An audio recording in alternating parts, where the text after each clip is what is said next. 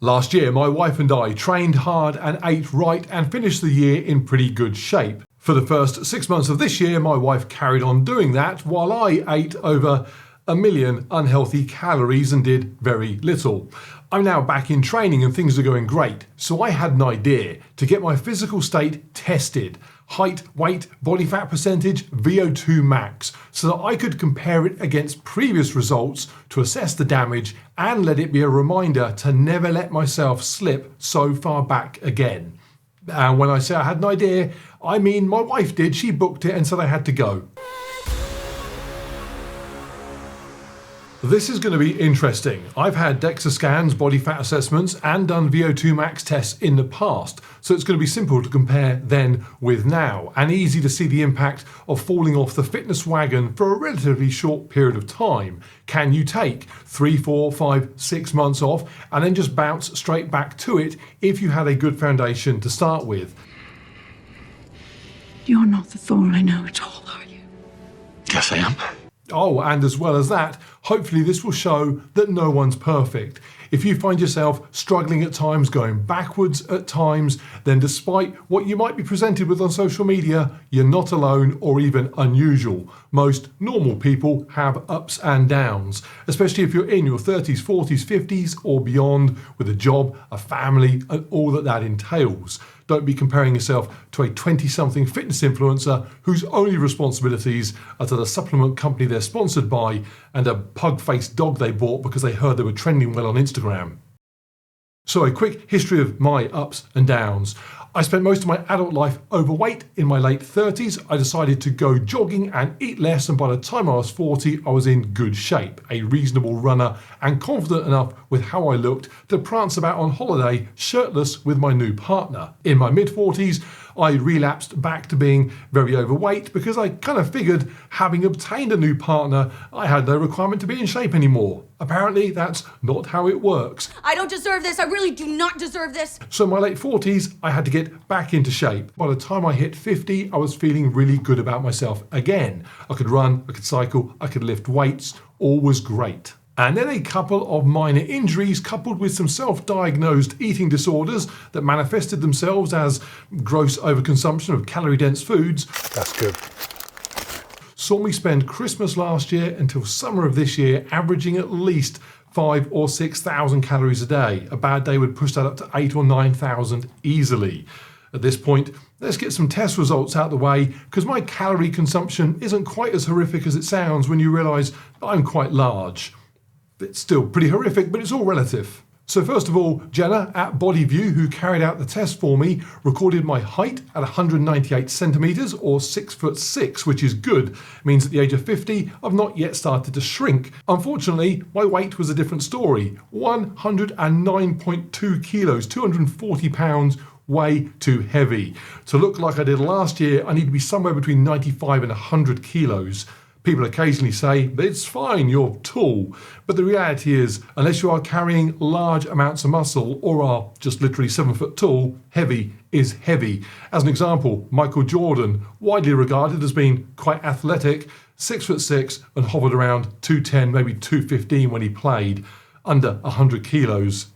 What's interesting is it puts my BMI at just under 28, overweight, and people love to criticise BMI for its inability to be 100% appropriate for 100% of people, which is not what it's even designed to be. It's designed to be a measure for large populations or groups of people all at once. Show me a school where the average BMI is through the roof, and I'll show you a school full of children eating junk food. Please think of the children!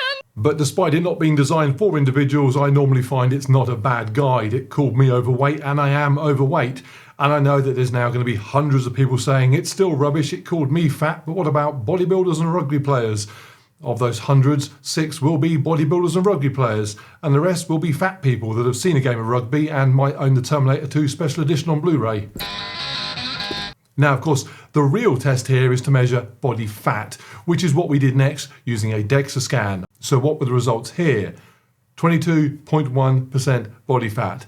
At a total weight of 109 kilos, it's almost 24 kilos of body fat and 85 kilos of non-fat weight. What does that tell us? Well, interestingly, or obviously, if you eat lots and do not exercise, no matter what shape you were in when you started, you will put on large amounts of fat and you will lose significant amounts of muscle.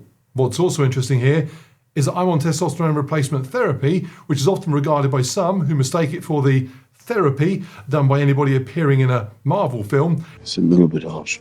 As being something of a magic pill. I wish. There is no magic here. The studies out there that show that you can put on muscle without training via testosterone use are based on doses way beyond therapeutic levels. So far so grim. Here is where things got quite interesting though.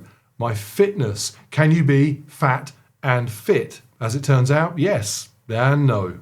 Now I have tested my VO2 max many times over the years, and it has always been high 40s to mid 50s, putting me in the top end of fitness tables when compared to average people.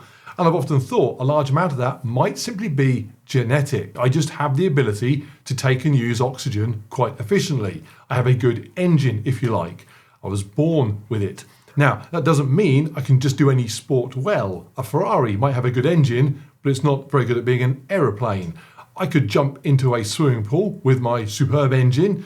I'm still going to be swimming very badly and very slowly and get out very exhausted. There's more to sports performance than just your engine.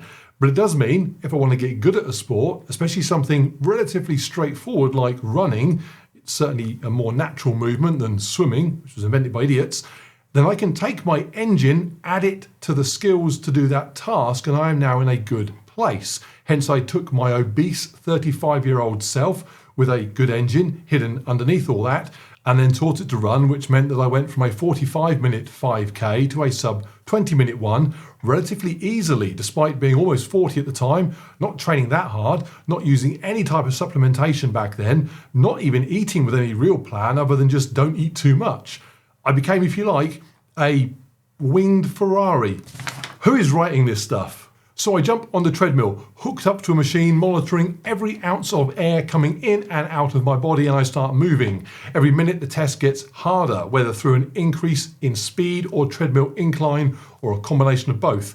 And the brutal part of a VO2 max test is that you go until you literally cannot go anymore. The machine will then calculate at your maximum how much oxygen can you take into your system every minute. Importantly, it then divides that by your body weight in kilos, because your VO2 max is always represented as a volume of oxygen in milliliters per kilo per minute. And that's important because let's say you could take in 5 litres of oxygen and you weighed 100 kilos, your VO2 max result would be 50 mils per kilo. But if you increase your weight to 150 kilos, but your body's oxygen uptake ability remained the same, your VO2 max would go from 50 to 33. Because you are literally spreading that ability over a larger unit.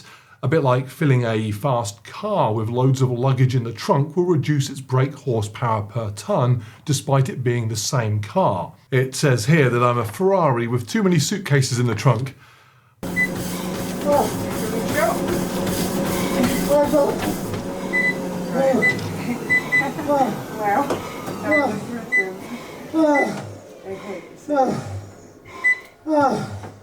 Just get your breath back. Done, and my result was 46.76. My genetic theory looking like it might have some validity, as much validity as an expert in absolutely nothing can ever have.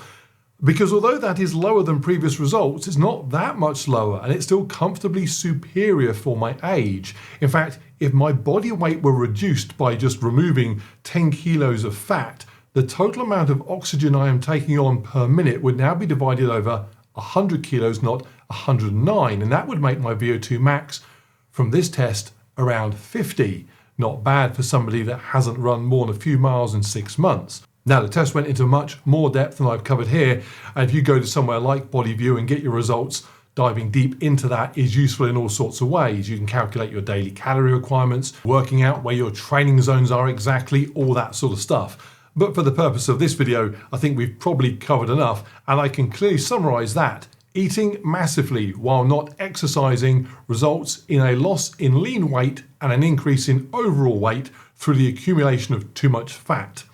And they say I'm not an expert in this stuff. So, fat and fit.